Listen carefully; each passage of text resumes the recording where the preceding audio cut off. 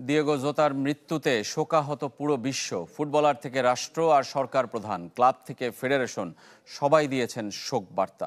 Cristiano Ronaldo থেকে Jürgen Klopp, জোতার মৃত্যু যেন মানতে পারছেন না কেউই।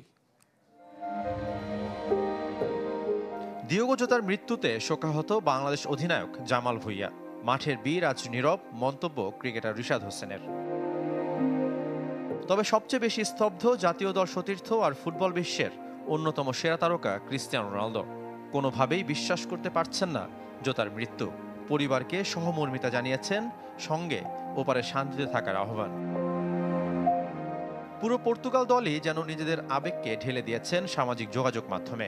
সাবেক ক্লাব কোচ ইউর্গেন ক্লপ বিশ্বাসই করতে পারছেন না শীর্ষের এমন বিদায়, যে কিনা ছিল বন্ধুর মতো।